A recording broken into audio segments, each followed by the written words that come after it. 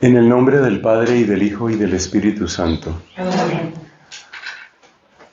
Ven con nosotros a caminar, Santa María, ven. Ven con nosotros a caminar, Santa María, ven. Aunque parezcan tus pasos inútil caminar, tú vas haciendo camino, otros lo seguirán. Ven con nosotros a caminar, Santa María, ven. Ven con nosotros a caminar, Santa María, ven. En el nombre del Padre, y del Hijo, y del Espíritu Santo. Amén. La razón por la que hay que hablar de marxismos y de neomarxismos es por esa palabra que aparece al final de la primera columna, la palabra woke, que caracteriza, digamos, el estado actual de muchos movimientos de izquierda a nivel global. Por eso nos interesa hacer este recorrido que vamos a hacer. Vamos a empezar hablando de marxismos y de neomarxismos. Carlos Marx vive en el siglo XIX y él está impactado por la revolución industrial, pero sobre todo está impactado por la manera como ese bien, porque finalmente es un bien, de una industria más próspera, está produciendo una clase cada vez más rica y está produciendo una gran cantidad de pobres. Eso le impacta a Marx. Y Marx define unos enemigos muy claros, que es lo que él llama la clase burguesa. En el origen, paradójicamente, el origen de la palabra burgués, pues son los burgos, las ciudades. Pero para él la clase burguesa está fundamentalmente en aquellos que son dueños de los medios de producción. Entonces vamos a empezar por la denuncia de Marx. Yo creo que es un tema relativamente conocido, pero es bueno, digamos, por unificar la información. Para Marx, la injusticia social empieza en la posesión de los medios de producción. Aquel que posee el medio de producción es el que pone las condiciones y es el que se beneficia de lo que él llama la plusvalía. ¿Qué es la plusvalía? Plusvalía es el valor, como lo sugiere la palabra, es el valor adicional que adquieren las cosas cuando son trabajadas. Lo que no está trabajado, pues llamamos materia prima, pero lo que ya está elaborado tiene un valor superior. Obviamente, si yo tomo la madera, por decir algo, la madera que sirvió para este escritorio, y tengo esa madera apilada en un depósito, eso no me sirve para estudiar ni para trabajar. Se ha necesitado mano de obra, se ha necesitado que alguien haga esto que existe. Y esa persona que ha hecho eso, le ha agregado un valor a esa madera. Esto vale mucho más que la madera apilada en el depósito. Esa es la plusvalía. Esa plusvalía, pues luego se refleja en un determinado precio de venta. Y ese precio de venta beneficia fundamentalmente al que tiene los medios de producción. En el ejemplo infantil que estoy dando, ese podría ser el que tiene el taller con las herramientas, mientras que el obrero llega y trabaja en ese taller. Entonces el dueño del taller es el que pone el precio, pero sobre todo el dueño del taller es el que se beneficia. Mientras tanto, lo que recibe el obrero, esta es la denuncia de Carlos Marx, lo que recibe el obrero es mucho menos de lo que da. El obrero le suma un valor muy grande al objeto en el que trabaja o el servicio que presta, y lo que recibe es muy poco. Casi que lo que recibe el obrero ahí viene la palabra proletario, lo que recibe el proletario es prácticamente para su subsistencia. Entonces, dentro del ciclo de producción, el obrero asegura su supervivencia, pero el otro está beneficiándose de la plusvalía, y no la plusvalía de un obrero o de dos, sino de muchos, y por eso pues se hace rico, y esa es la historia del Capital, que es el nombre de la obra más conocida de Marx. Si ese es el problema, entonces, según Marx, ¿cuál es la solución? Pues la solución es que los medios de producción no pertenezcan a personas particulares.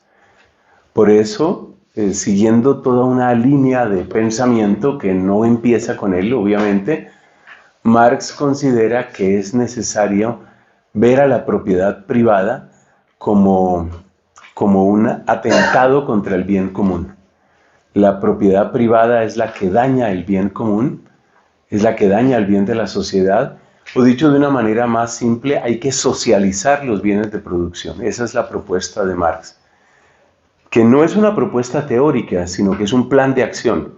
El mismo Marx hizo muy poco para realizar ese plan de acción, pero ya su amigo y protector y aliado, Federico Engels, pues ya ese sí se puso realmente en la tarea.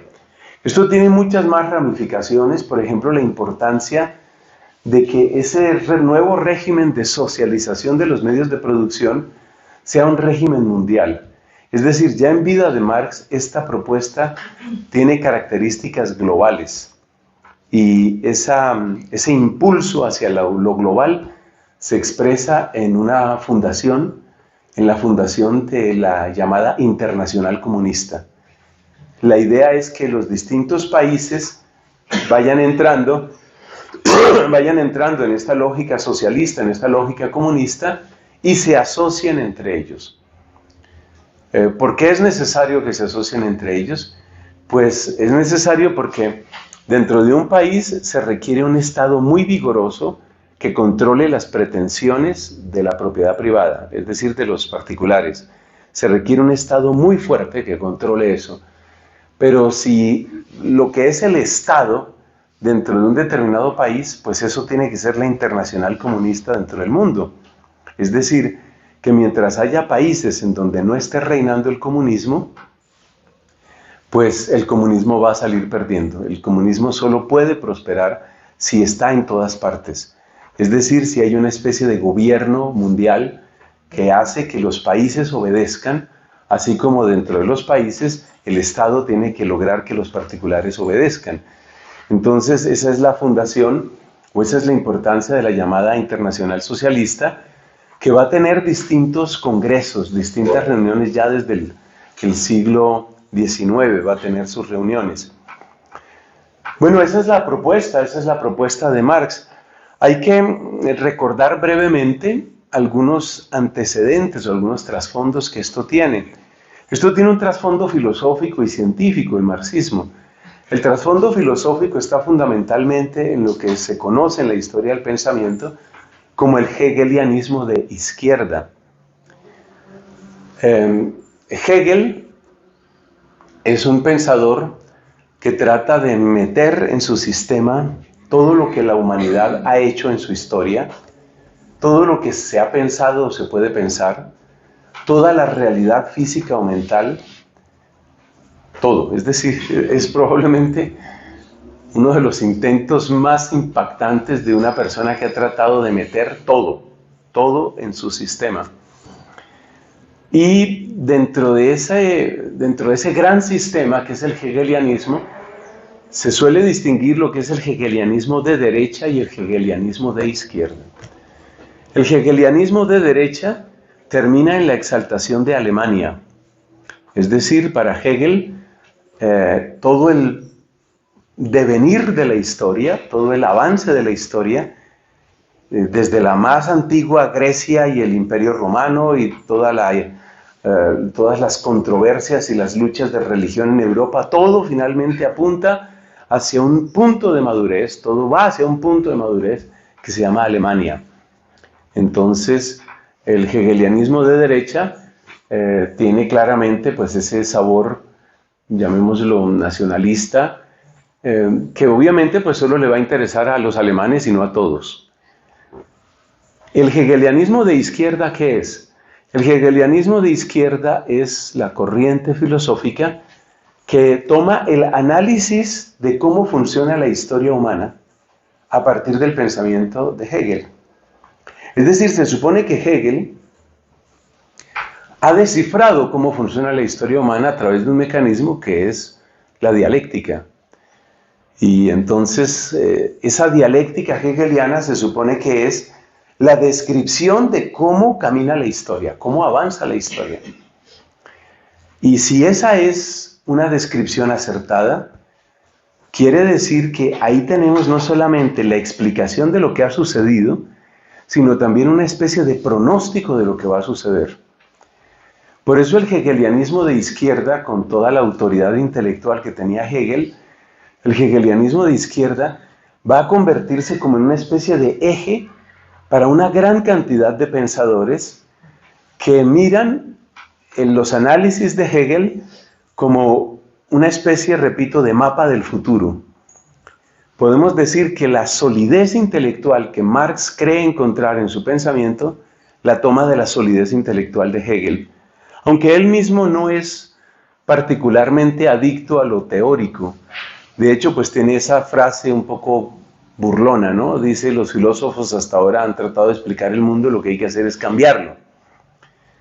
Pero Marx está muy confiado en que él tiene las ideas fundamentales, las ideas claves y ciertas de hacia dónde va la humanidad.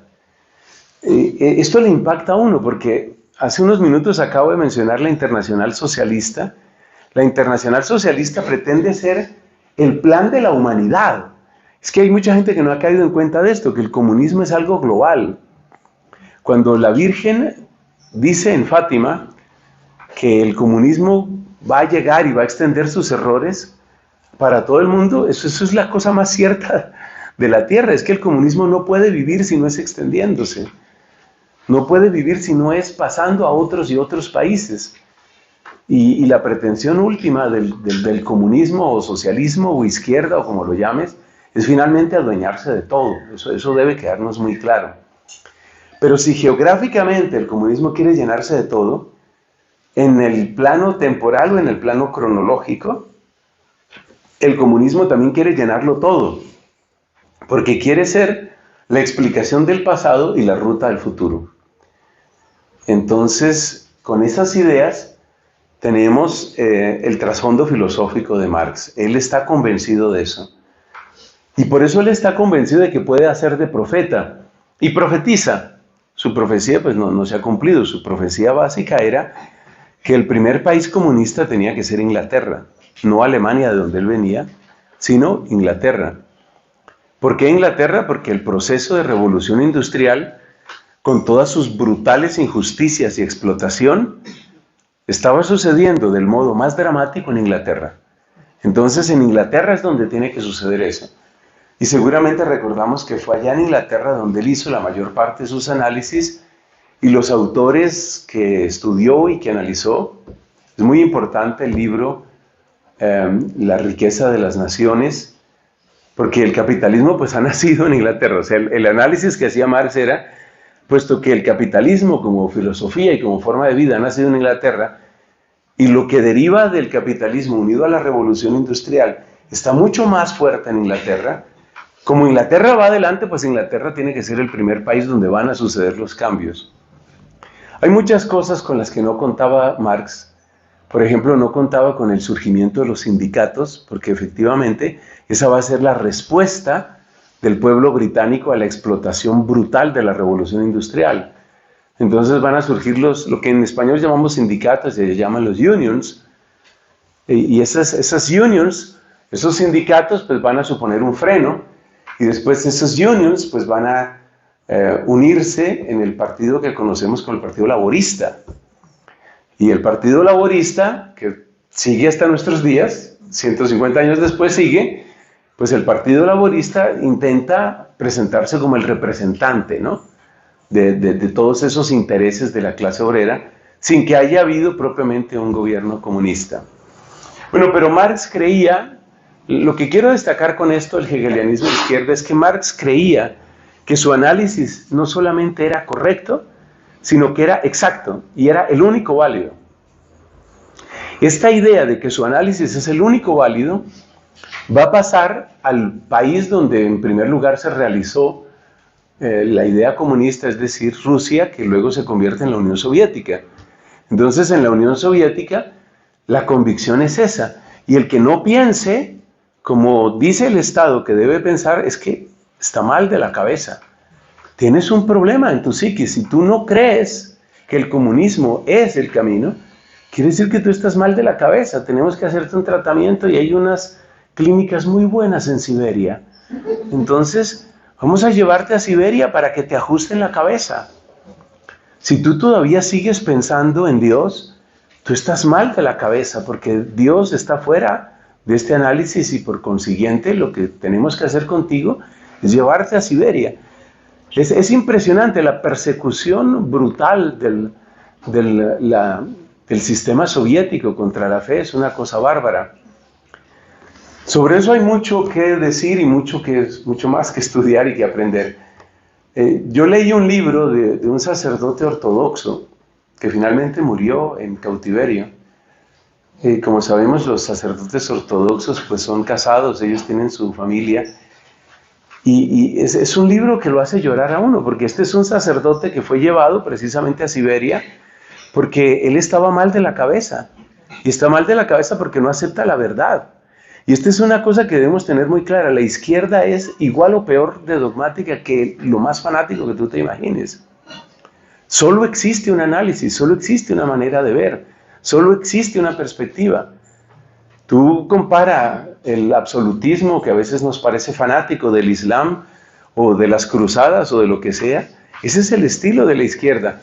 Cuando ya tiene seguro el poder. Cuando no tiene seguro el poder, pues saben hablar y saben sonreír y saben convocar congresos y saben hacer constituyentes. Pero a medida que van teniendo y asegurando el poder, pues se van cerrando todas las llaves de disidencia, todas las llaves de desacuerdo. Bueno, este sacerdote ortodoxo logró enviarle una cantidad de cartas a su esposa que son impresionantes, pues en primer lugar por los dulces sentimientos que él tiene hacia esta mujer, pero también por el sufrimiento, el espantoso sufrimiento que él tiene como creyente de ver que su voz simplemente no existe. No existe, es decir, exactamente lo mismo que si tú dijeras en este momento que estamos navegando por un asteroide en la galaxia de Andrómeda. Entonces, si tú dijeras eso y tú notaras que nadie te pone cuidado, porque tú hablas del asteroide de Andrómeda, pues así sentía él que era lo que vivía, ¿no? Ese es el dogmatismo marxista. Hay un dogmatismo total, riguroso del marxismo, que luego se ve en todos los países a donde ha llegado el comunismo. No hay alternativa, no hay disidencia, no hay posibilidad de otro lenguaje. Pero ese rostro, que es el rostro verdadero de la izquierda y que proviene desde Marx, solamente aparece cuando ya tienen el puño bien cerrado en la manija del poder.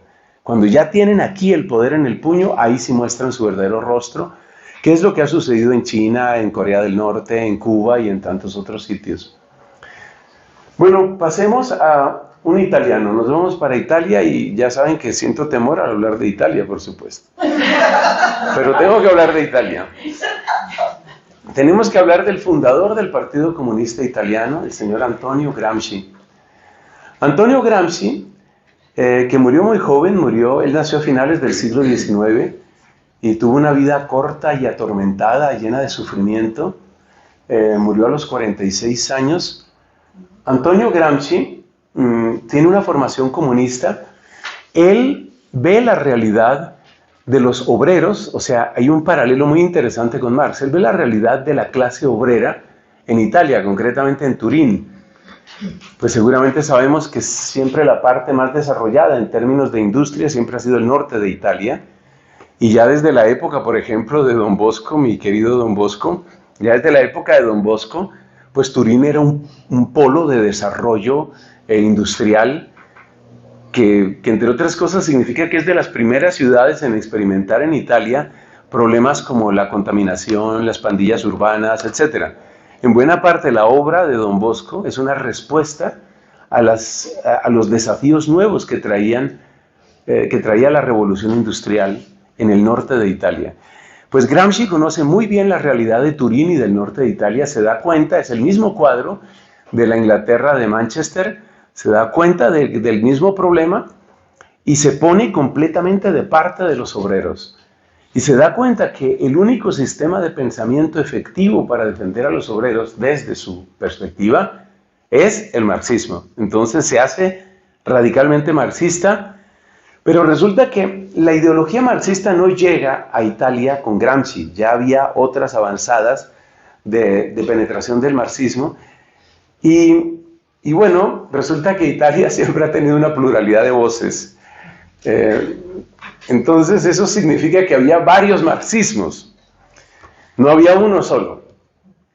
Por ejemplo, había una línea dura de marxismo que creía que todo era simplemente volvámonos fuertes y démosle duro al poder y nos montamos nosotros, al estilo de lo que hizo Lenin con el partido bolchevique en Rusia, en Moscú.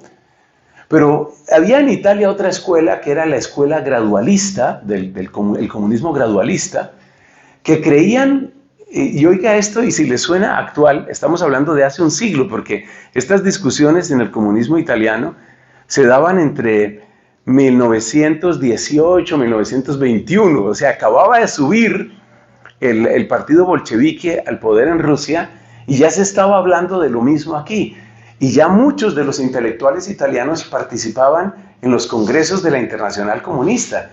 O sea, realmente Europa estaba hirviendo con esta clase de ideas. Bueno, en ese contexto, los gradualistas decían, nosotros sí tenemos que llegar al poder, pero tenemos que llegar al poder no por la fuerza de las armas, sino tenemos que llegar a través de elecciones. Oiga ese plan. Tenemos que llegar democráticamente al poder y cuando estemos en el poder ya veremos lo que nosotros hacemos.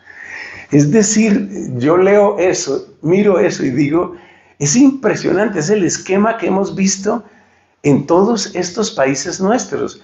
Es llegar al poder democráticamente y luego cambiar las reglas. O como decía en otro contexto, como decía un musulmán amenazando a unos españoles de nacimiento. Les decía, llegaremos al poder con vuestras leyes y os impondremos las nuestras. Ese era el lenguaje de amenaza de un musulmán hace unos años en España. Pues esa era la filosofía que tenían los gradualistas. Entonces Gramsci tiene una serie de vacilaciones, es una vida muy atormentada la de él en todo sentido, además fue una persona muy enferma, tuvo unas crisis nerviosas que lo llevaron a estar hospitalizado psiquiátricamente, fue una persona muy atormentada. Bueno, este hombre, y de hecho murió en condiciones muy miserables, sobre todo desde el punto de vista pues, de su salud mental. Entonces Gramsci se pone a pensar por qué el comunismo no entra, no penetra en Italia.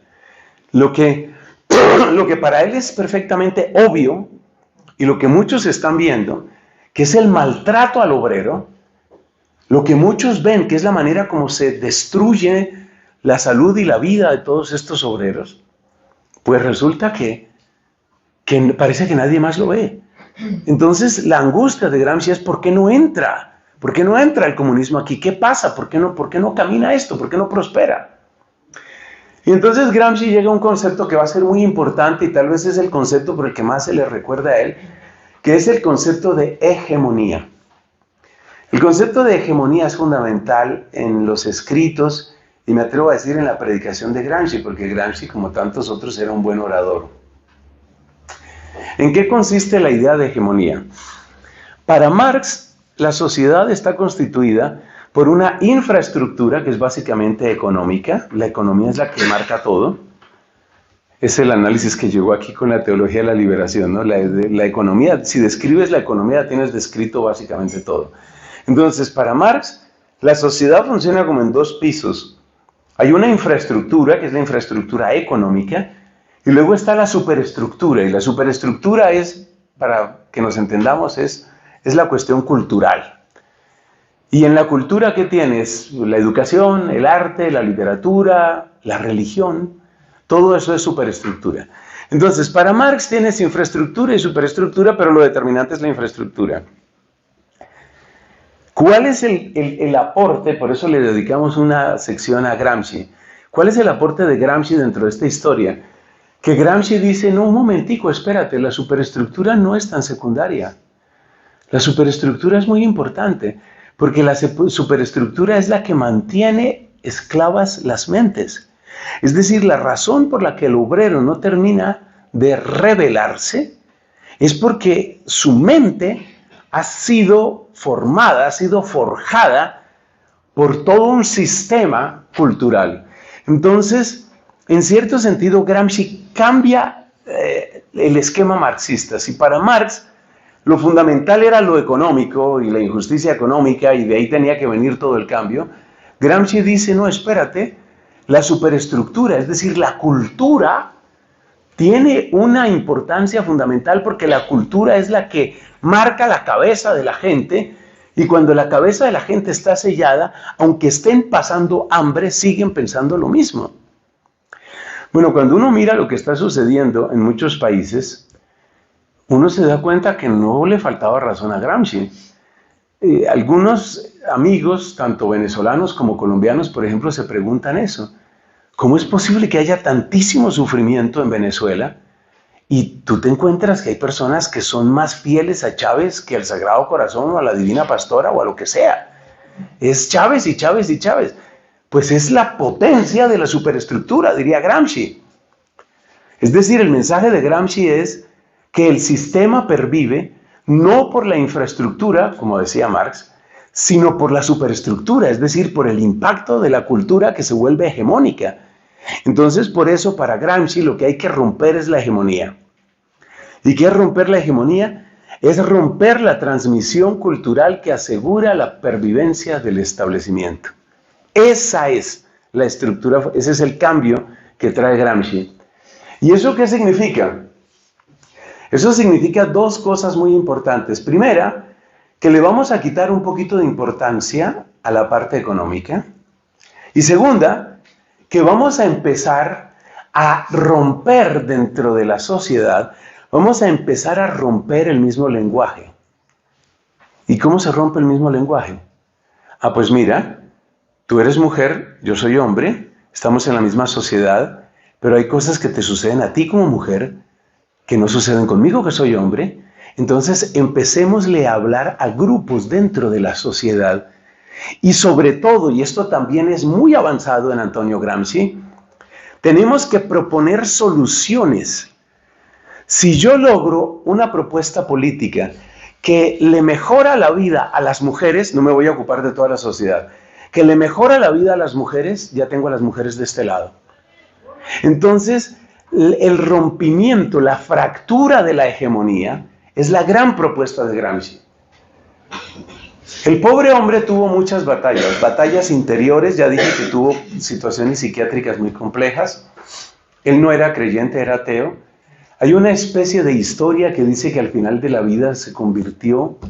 Esa historia nunca se ha podido verificar. Un hermano de él que dice que estuvo cuando Antonio murió, dice que él nunca se convirtió, que las monjas del hospital donde estaba trataron por todos los medios de que él volviera a Cristo y a su fe católica porque era bautizado y él nunca volvió a esa fe católica. En fin, no es nuestro tema central ahora, pero les comento esto porque algunas personas cuentan esa historia, que Gramsci al final se convirtió. No hay constancia histórica de ese tema. Pero lo que queremos destacar que este hombre pues tenía varias batallas, tenía sus batallas interiores, amaba profundamente su familia, vivió profundamente enamorado de su esposa, pero por su misma situación de salud y por su compromiso político tuvo que distanciarse muchas veces de ella, lo cual fue un sufrimiento muy grande para él. Además de eso, no se nos olvide que los años de Gramsci son exactamente los años del surgimiento del fascismo. De manera que el enemigo que le pisaba cerca y le pisaba fuerte todo el tiempo, pues era Mussolini y era el fascismo. Y estaban ahí listos para matarlo, listos para acabarlo, para encarcelarlo, para torturarlo, para desaparecerlo. Fue una vida terrible la de este hombre. Por cierto, de esa época viene el que hoy los movimientos de izquierda, cada vez que tratan de insultar o de criticar al que no piensa como ellos, automáticamente lo llaman fascista. Tú eres un facho, tú eres un fascista. Eso viene de la época de Gramsci, porque el enemigo de Gramsci fue el fascismo. Bueno, entonces, ¿con qué nos quedamos con Gramsci? Con que Gramsci le da un vuelco al marxismo en ese doble sentido. Primero, que no es solo lo económico, sino que tiene más importancia lo cultural. Y segundo, que hay que romper la hegemonía. Y para romper la hegemonía, hay que saberle hablar a grupos dentro de la sociedad.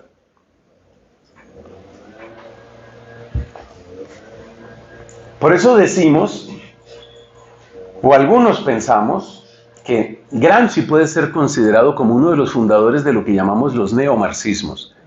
Obsérvese el plural, neomarxismos. ¿Qué es un neomarxista?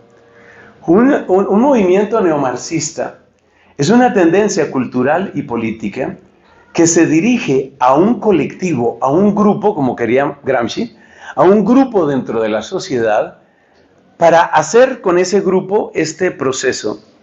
El proceso es, necesitamos, ¿dónde está? Por aquí lo tengo, aquí, son estas tres palabras que son claves: concientización, movilización y transformación. Concientizar es empezar a hablarle al indígena y decirle, ¿te has dado cuenta que siempre te han maltratado? Movilizar, ¿qué es? Crear células de gente que está ya consciente de lo que ha perdido y de lo que podría ganar.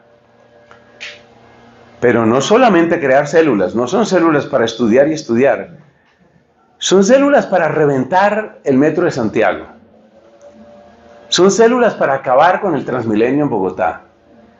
Son células que empiezan a crear una inestabilidad generalizada. De eso es de lo que se trata. Entonces, primero es concientizar, luego es movilizar. Entonces, por eso las feministas untando de excremento las catedrales, las iglesias allá en Argentina. Es muy importante. La movilización tiene que producir un impacto emocional. ¿Por qué? Porque de lo que se trata, lo dijo el profeta Gramsci, de lo que se trata es de romper la hegemonía. Y como lo que tú quieres es romper la hegemonía, tú tienes que romperle el mundo a la gente. ¿Por qué es necesario destruir Transmilenio? Mucha gente no sabe esto. ¿Por qué es necesario acabar con las estaciones de Transmilenio? ¿Por qué es necesario un grupo feroz de primera línea? ¿Por qué es necesario un grupo como Femen? Este grupo de fundación, por cierto, ucraniana, eso no se nos debe olvidar. ¿Por qué necesitamos un grupo como Femen de mujeres exhibiendo senos y haciendo escándalos y pintarrajeándose y todo eso? Porque hay que destruirle el mundo a la gente. Ese es el mensaje de Gramsci. Tú tienes que acabar con la hegemonía. Mientras las personas sientan que su mundo puede seguir caminando, no van a matricularse en tu movimiento.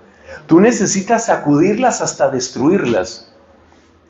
Y por lo que vemos, pues eso funciona. Entonces tenemos un Petro en Colombia. Eso funciona. Ese método funciona. Gramsci funciona. El neomarxismo funciona.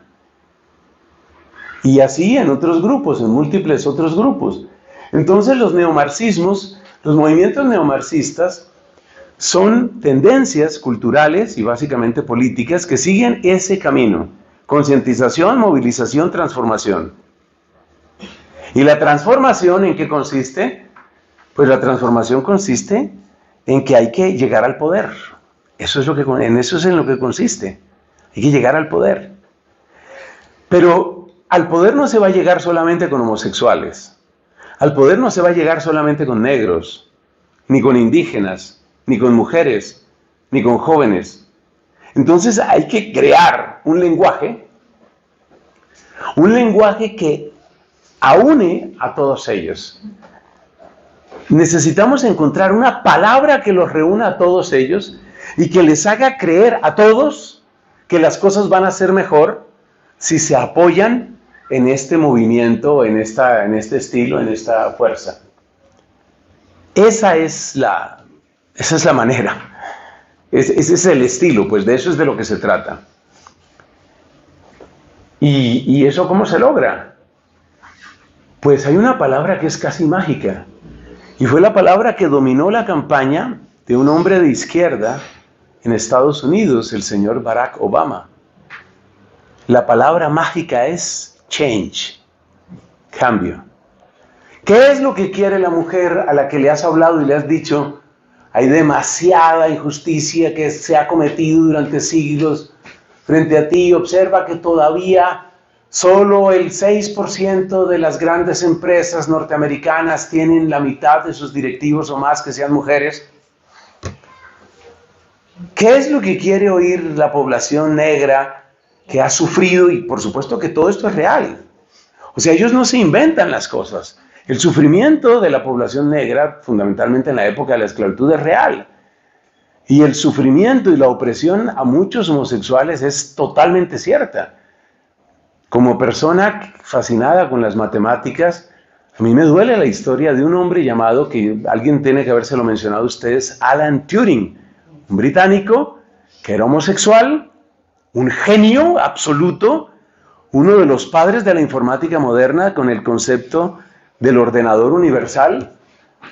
Él era homosexual y fue sometido a una cantidad de experimentos químicos para tratar de suprimir completamente su sistema hormonal. Aburrido de todo eso llaman que a veces castración química. Aburrido de todo eso, deprimido de todo eso, frustrado de todo eso, se suicidó. Alan Turing. Y es una de las banderas del movimiento gay, no solamente en Gran Bretaña, sino en muchos otros sitios.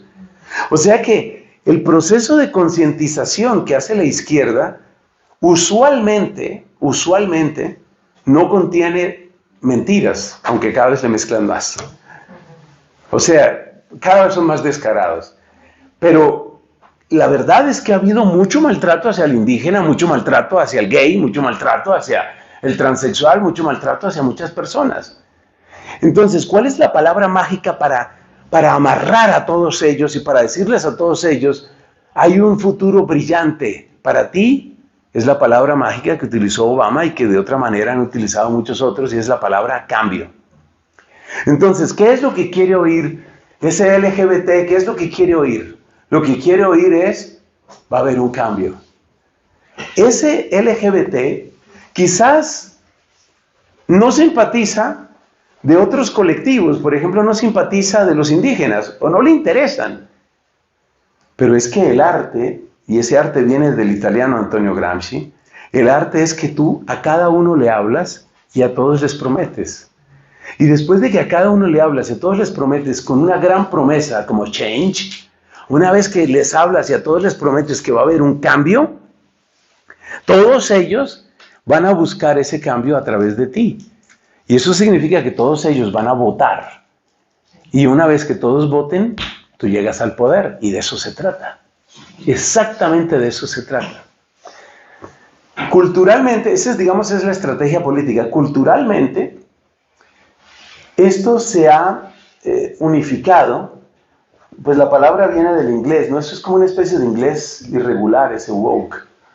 Es como una especie de inglés irregular, porque woke supuestamente significa algo así como awaken. Es como estar despierto.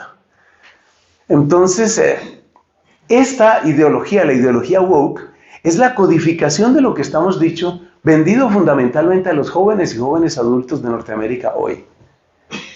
De manera que lo que es excepción en este momento en Norteamérica, pero lo mismo sucede en Canadá y cada vez sucede más en nuestros países, lo que es raro, lo que es excepción en este momento, es encontrar un college que no esté marcado por esto.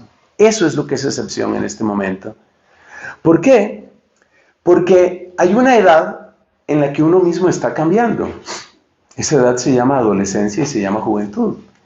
Y si hay un lenguaje que todo joven quiere oír, sobre todo si ese joven siente que su vida es irrelevante, y sin propósito y está drifting around, está como náufrago. Si la persona está así, perdida en el universo, y tú le dices, tú puedes ser parte de un cambio. para que no mueran más osos polares. Tú puedes ser parte de un cambio. Para que no se extingan más especies. Tú puedes ser parte de un cambio. Para que se acaben las injusticias.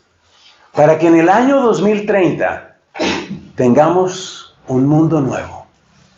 Siempre, desde Marx, siempre, la izquierda tiene una cosmovisión bíblica. O sea, la raíz judía de Marx está en su predicación. El marxismo es una especie de réplica atea de la Biblia. Es aprender a leer el pasado y es prometer un futuro. Entonces, ese futuro en marxismo se llama, por ejemplo, el paraíso comunista. Sí, por ahora sufrimos, es verdad, sufrimos. La pasamos mal. ¿Qué fue lo que hizo Fidel Castro? Fidel Castro fue básicamente un orador y una especie de profeta ateo. Fidel Castro, con sus discursos, algunos de los cuales alcanzaban 5 horas, 6 horas. Recuerdo la duración de los discursos de Fidel Castro para que nadie me critique a mí. Esos discursos de Fidel Castro de 5 y 6 horas en la Plaza de la Revolución, ¿para qué son? Para seguir el guión que dijo Gramsci. Tenemos que desprogramar el cerebro de la gente y reprogramarlo. Solo que hoy las cosas no se logran solamente a base de discursos en la Plaza de la Revolución. Se logran a base de celulares, redes sociales, campañas de publicidad, mensajes de celebrities. Oye, las celebridades son importantísimas. Los jóvenes que no le ponen oídos al papá, a la mamá, al cura, a la monja, a la consagrada, al misionero, al profesor, siguen fielmente lo que diga la celebrity. Las celebridades son fundamentales, o sea, los mecanismos han cambiado, pero la estrategia de Gramsci sigue viva en el movimiento woke. Y de lo que se trata finalmente es de unificar a todos los descontentos. De lo que se trata es de concentrar todo el descontento de todas las personas para decirles a todos ellos: tenemos un futuro brillante delante de nosotros. Mira, es el año 2022. ¿No quisieras ver un mundo mejor en el 2030? Estamos muy cerca, ¿nos ayudarás a construir ese mundo mejor? Y entonces, los que están en la edad del cambio, adolescencia y juventud, se apasionan por eso, porque además sienten que sus vidas son irrelevantes, son insignificantes. Entonces, es el deseo de ser parte de algo más grande. Lo que llaman el sense of belonging. El sentir que perteneces a algo, que eres parte de algo grande, algo que se está gestando. Y ese es el movimiento woke. Y de eso es de lo que se trata, básicamente. Desde el principio, el marxismo tiene aspiraciones globales, permanentes y dogmáticas desde el principio. Ellos no han jugado con trampa. Desde el principio han dicho lo que quieren: que todos los países aprendan a releer su historia desde la óptica del hegelianismo de izquierda, aunque ya nadie se acuerda de Hegel. Que todos los países aprendan a leer su historia desde el hegelianismo de izquierda y que todos los países se acostumbren a mirar su futuro únicamente desde ese gobierno mundial. Porque a lo que esto apunta es claramente un gobierno mundial. De lo que se trata es de eso. Y lo intentan de una manera y de otra.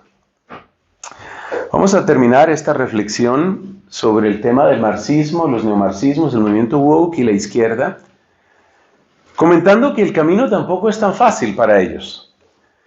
Es decir, cuando uno presenta todo esto, yo creo que alcanza a decir lo del Chapulín Colorado, ¿no? Ahora, ¿quién podrá defendernos?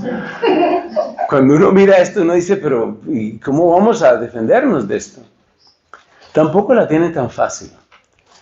Yo quiero recordar, para terminar, 3 obstáculos intrínsecos de la izquierda. Porque luego en las propuestas pues vamos a hablar de lo que desde fuera de la izquierda se puede hacer.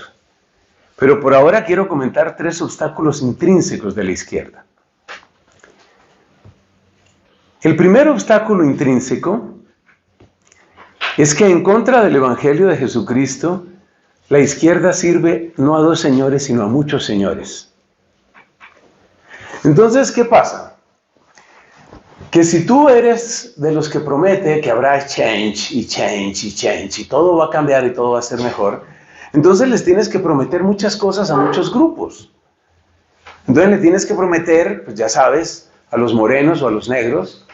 La palabra siempre la digo con respeto, aquí no hay tanto problema, hay países donde esa palabra no se puede prácticamente pronunciar.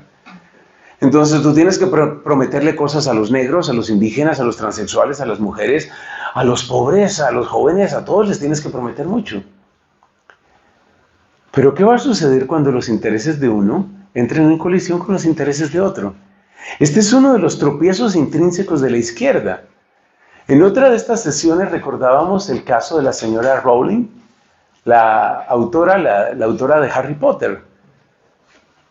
La autora, iba a decir Harry Potter, la señora Rowling dice: yo estoy a favor del respeto hacia todos y a favor de la defensa de la mujer. Y por eso no estoy de acuerdo con que se considere igualmente mujer a todo aquel que se autoperciba como mujer. Entonces la izquierda termina proponiendo tantas cosas que al fin hay colisión entre los intereses de ellos. Entonces, como dicen en inglés, you can promise, you cannot deliver. Tú puedes prometer, pero luego no cumples. Entonces ahí tienes un problema, porque si tú les prometes a la sociedad, cada uno será del género que quiera, y luego les prometes a las mujeres, ustedes van a tener ambientes seguros, y luego resulta que una cantidad de hombres empiezan a declararse mujeres para entrar a los gimnasios con mujeres y a violar mujeres, entonces ya no le cumpliste a las mujeres. Creo que se entiende la idea. Entonces ahí tienes una dificultad intrínseca de la izquierda, que como tiene que prometer tanto a tantos grupos distintos, entran colisiones de interés. Un segundo problema que tiene la izquierda, un problema intrínseco de la izquierda, es que el propósito de la izquierda es llegar y perpetuarse en el poder. Pero como hemos visto en todos los casos, y todos son todos, cuando la izquierda llega al poder, empieza a cometer errores administrativos, errores económicos. Entonces, por citar ejemplos recientes, tienes al señor Xi Jinping, presidente de China, recientemente reelecto.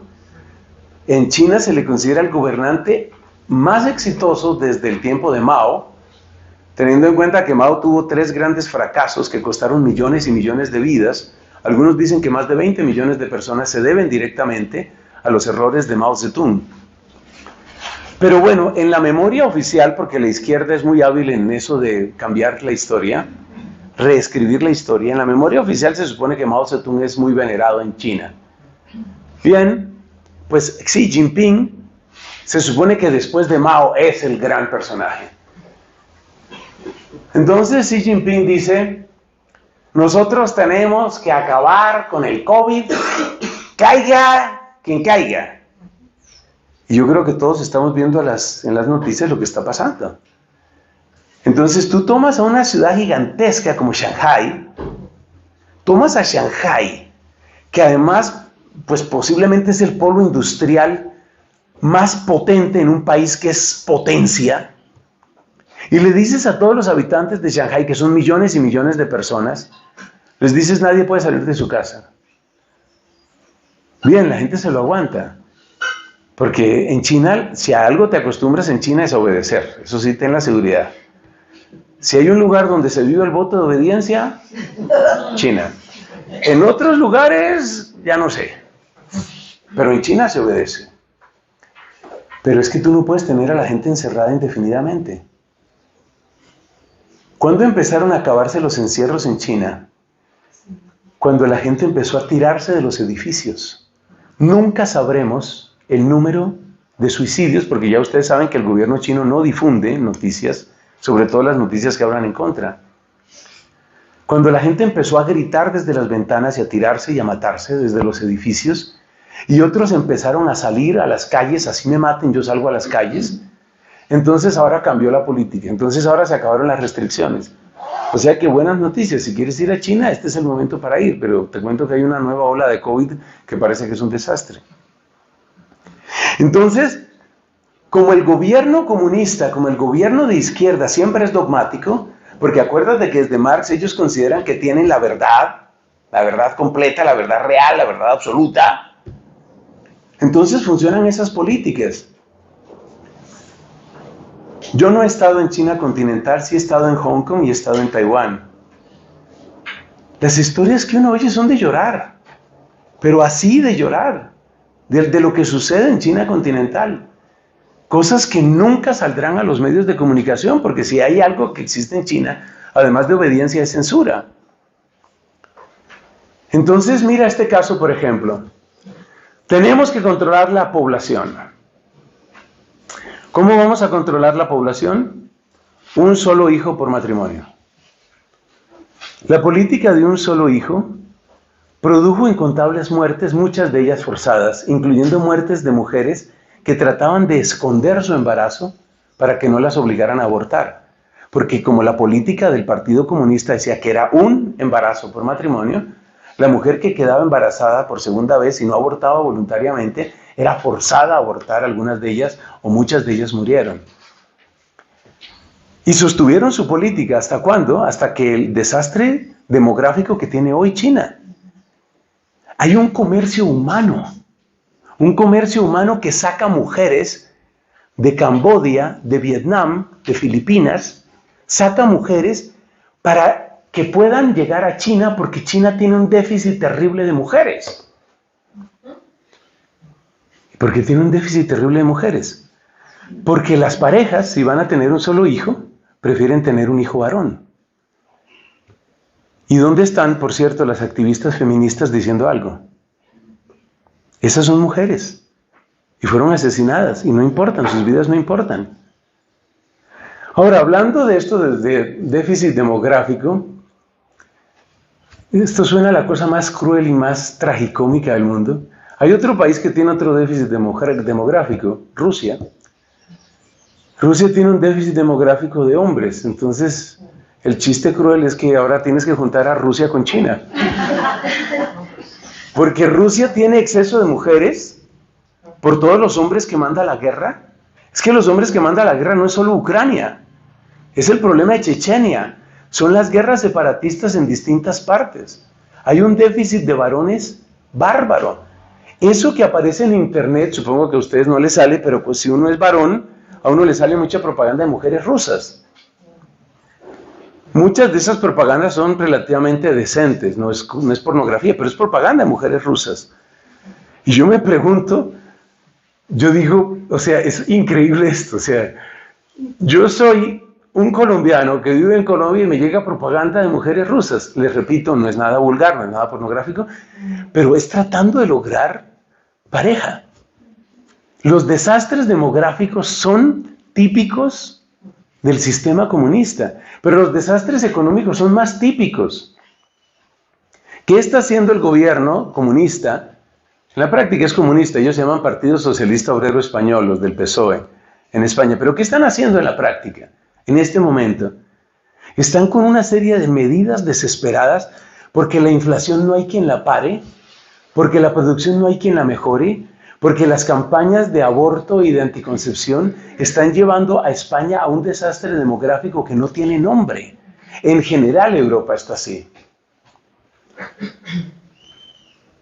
¿Cuántos seres humanos necesita importar Alemania cada año? La cifra que yo conozco es 400,000. Tú piensas de tu propio país, una ciudad que tenga 400,000 personas. En tu propio país piensa. Ese es el número de personas que Alemania necesita año por año que se vinculen al mercado laboral para sostener el nivel de vida, el nivel de producción, para sostener las fábricas funcionando y sobre todo para sostener el sistema pensional. Pero bueno, ese es otro tema. Estamos en los desastres económicos propios de la izquierda. ¿Y en qué terminan todos esos desastres económicos? Que después de tomar los micrófonos y decir, ya se trate de Chávez, Castro, Ortega, Jinping o el que sea, después de tomar los micrófonos para decir que el capitalismo acaba y mata, ¿en qué acaban todos esos discursos?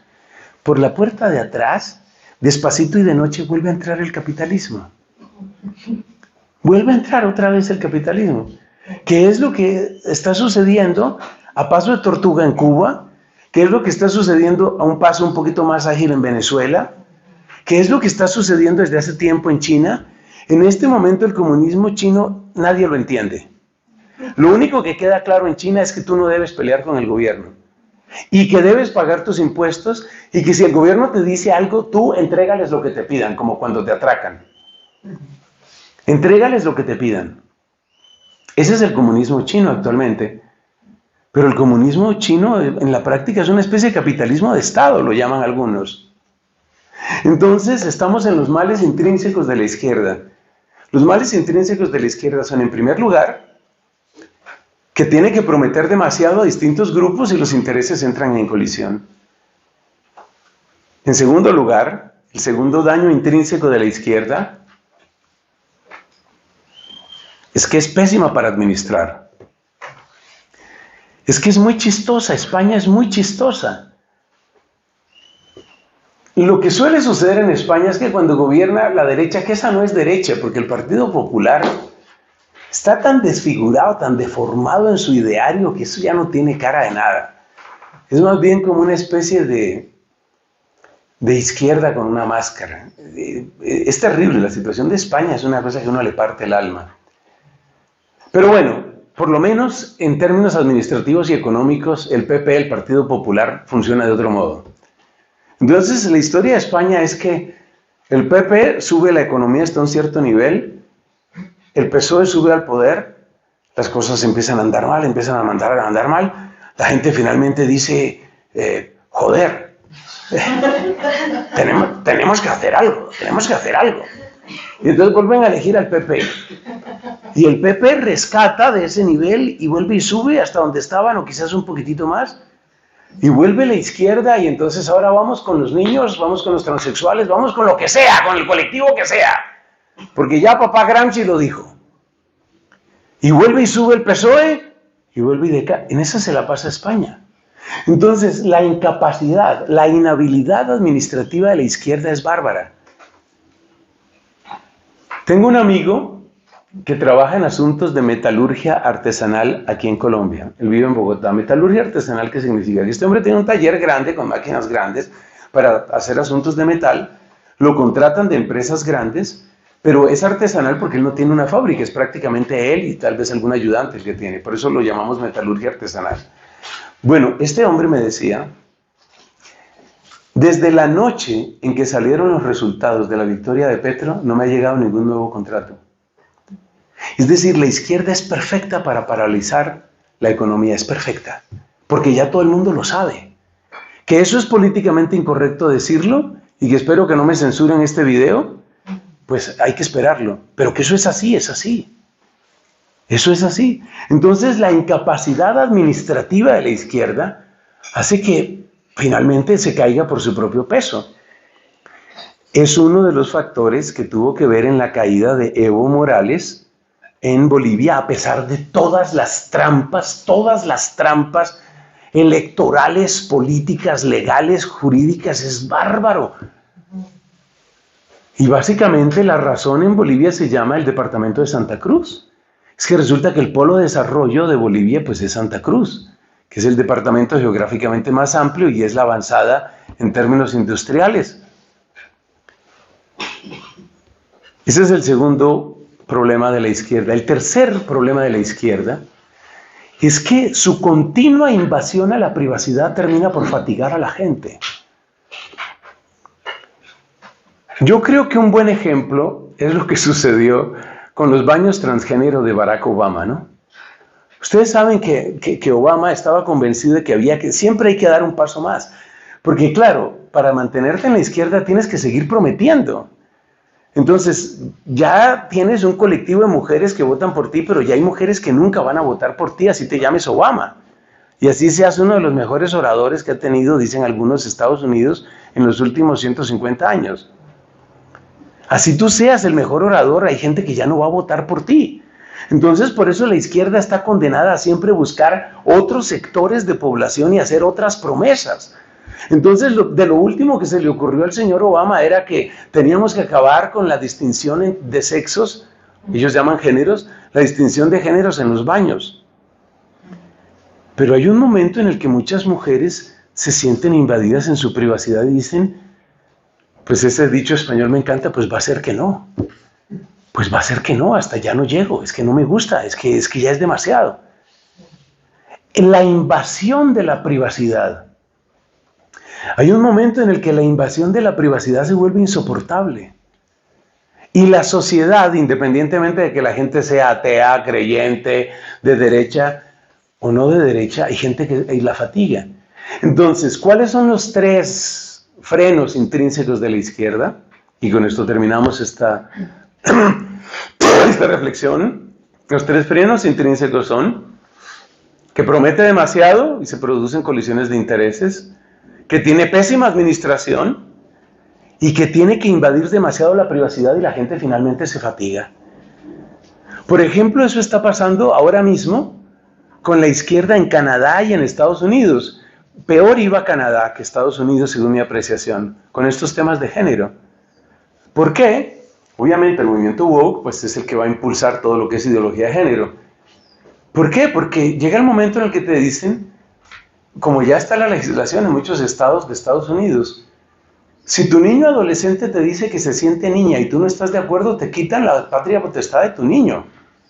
Esa es una invasión brutal de la privacidad. Y habrá padres de familia que permitan eso.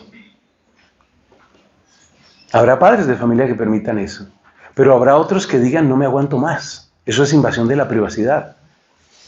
Entonces la izquierda tiene sus propios frenos intrínsecos y por eso no avanza a la velocidad que quisiera avanzar. Tiene frenos intrínsecos. Pero además de esos frenos intrínsecos, hay una serie de propuestas que nosotros hemos de hacer, no para simplemente atacar a la izquierda, ese no es nuestro objetivo en la vida. Nuestro objetivo en la vida es que reine Cristo. Ese es nuestro objetivo. Y como nosotros queremos que reine Cristo, pues no creemos en ningún totalitarismo político, sea del color que sea. Pero de eso hablaremos en nuestra siguiente y última sesión. Gloria al Padre, al Hijo y al Espíritu Santo. Como en el principio, ahora y siempre, por los siglos de los siglos. Amén.